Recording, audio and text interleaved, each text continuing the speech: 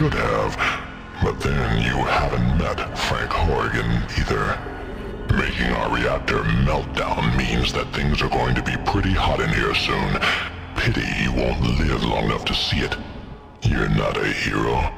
You're just a walking corpse. Your ride's over, Mutie. Time to die. When comparing Legate Lanius with Frank Horrigan, most people would probably just immediately give the win to Frank Horrigan with no difficulty whatsoever. And that is a pretty understandable and defendable thought process when looking at this matchup, especially when Frank has a 10 in every single one of his special stats. And before anyone starts getting suspicious, no, I'm not here to tell you that it's a very close fight. No, I'm not here to tell you that Lanius beats Frank. The purpose of this video, more than anything else, is to find out how powerful Frank Horrigan truly is, as well as where he stands on the hierarchy of the Fallout inverse. To do this, we need to utilize lore, gameplay, narrative logic, as well as statements from the official Fallout guides. It's going to take a bit before we actually get into any scaling utilizing feats and/or statements. There's a really important question we must first ask ourselves. Are the special stats really reliable?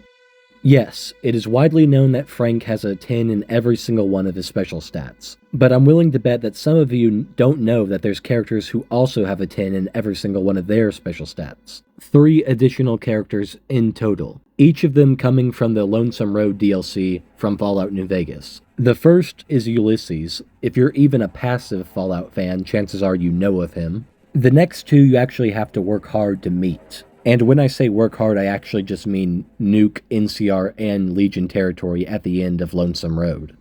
Colonel Royez of the NCR, and Gaius Magnus of the Legion. All 3 of the characters I just named each have a 10 in every single one of their special stats. And before we continue, this really needs to be said, because I know it will be brought up if I don't acknowledge it now. Joshua Graham is not stronger than Ulysses. Ulysses is powerful enough to go up against the creatures of the Divide. Joshua is not, so that should make it pretty obvious who would win in a fight. And yes, I am aware that if you put the 2 AIs up against each other, Joshua will 9 times out of 10 win, with little difficulty. And yes, Joshua has no problem slaughtering dozens of Whitelegs alongside the courier.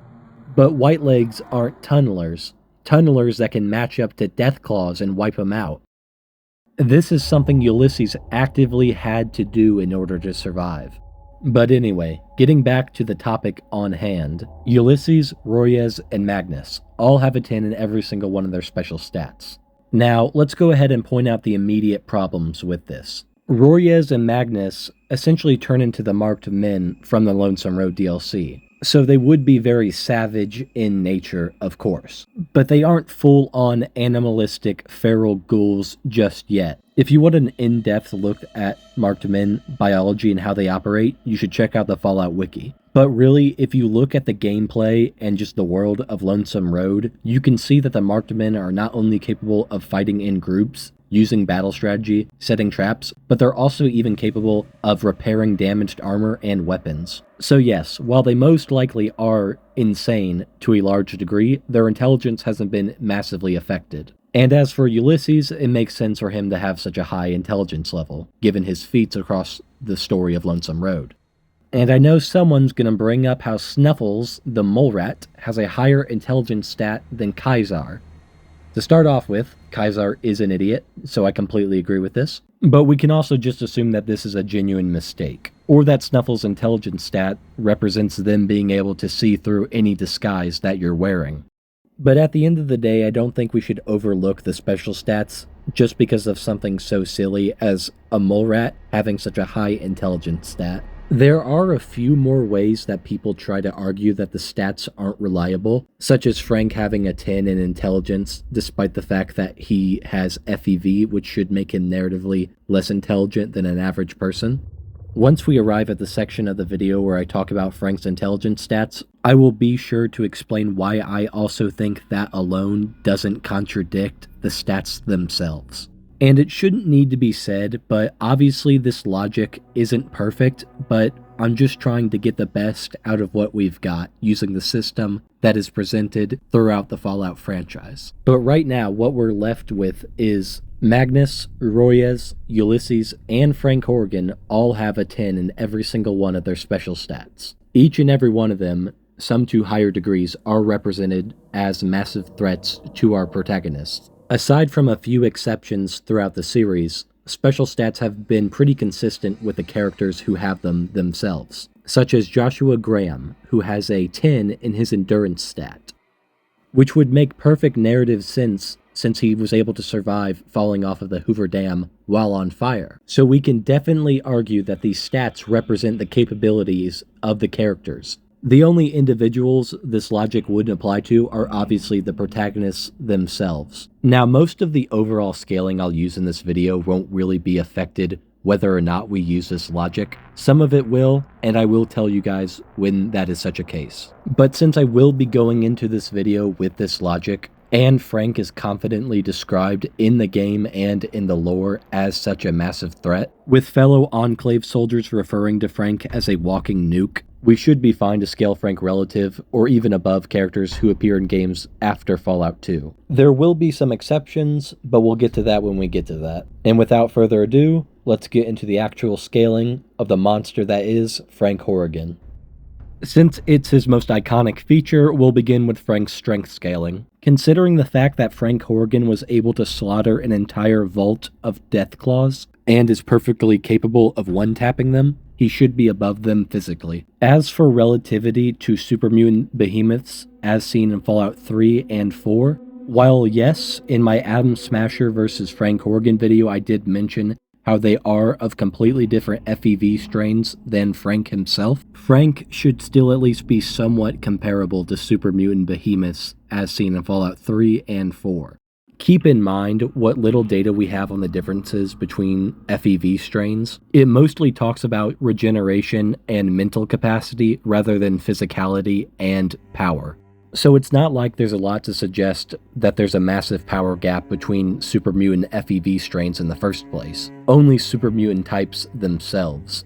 Starting off with the Deathclaw scaling, Deathclaws are capable of ragdolling people with ease, ripping fragments of concrete and rock out of the ground and throwing them at enemies, tossing an entire car towards its enemies, and it can even pin down and ragdoll enemies wearing power armor.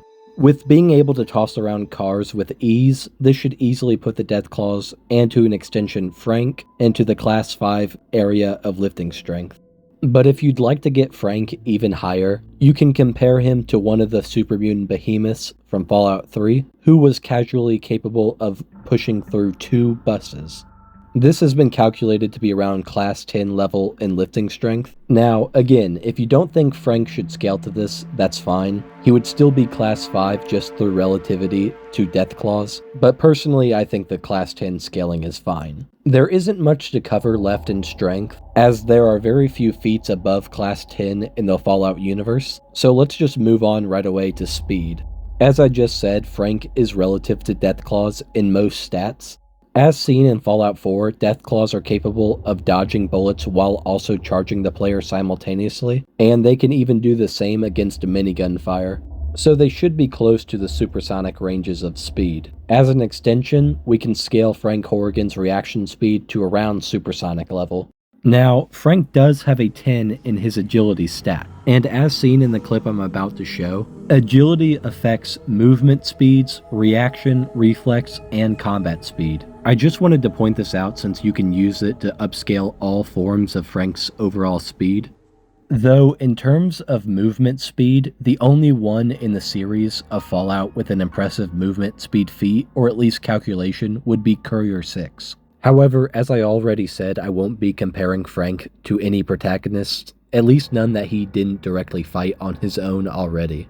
Moving on to attack potency, Frank's plasma gun should at least be small building level, as the most plasma guns are capable of liquefying Deathclaws and Yaogwai. which has been calced to be around this level. At no point am I going to take the giant Robo-Scorpion scaling seriously, because first off, the ash pile is literally the same size as it would be for any other creature in the game, and secondly, it's just a massive outlier in general. The bus feat I mentioned from Fallout 3 can also be scaled up to building level, if you use the violent fragmentation range. And as seen in gameplay, Frank is capable of one-shotting most people and Deathclaws alike.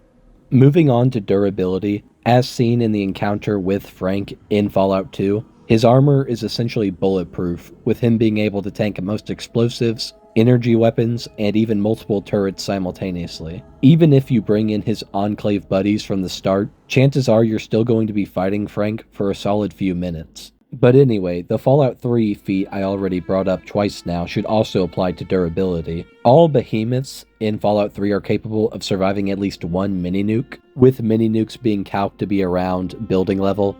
I won't attempt to scale them off the real-world Davy Crockett, which has been calced to be around city block level. While yes, the Fat Man was inspired by this weapon, narratively it would make no sense for it to be this powerful. The explosion radius as seen in all of the Fallout games definitely don't support it being this powerful. And lastly, the Davy Crockett only inspired the design of the Fat Man, not the actual ammunition used. So yes, the Fat Man and most super mutant behemoths should be around building level. And I would scale Frank to this as well. And you definitely can use the Robo-Scorpion city block scaling if you want to. I just personally don't think it's very viable or consistent, but more power to you guys.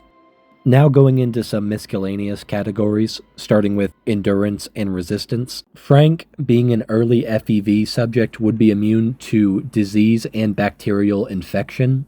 Marcus, a first-gen mutant, has no problems even though he has more than 20 bullets lodged into his skin and body at once. A mutagen that is designed to kill super mutants has no effect on Frank whatsoever, with him being described as not your average mutant. And I'm going back to Marcus to talk about how he's able to fight for an unspecified amount of time despite having broken bones. And finally, going into his intelligence, Frank is described as having low intelligence pre-FEV, and it was only worsened afterwards. As much as I would like to talk about this, we're running low on time now, so instead I will leave a link in the description that leads to a Reddit page, which goes into Frank's intelligence and battle IQ better than I ever could. And with that, I think we're about done. This video definitely wasn't as well thought out or presented as the Chris Redfield versus the Boys video that I made a few months ago.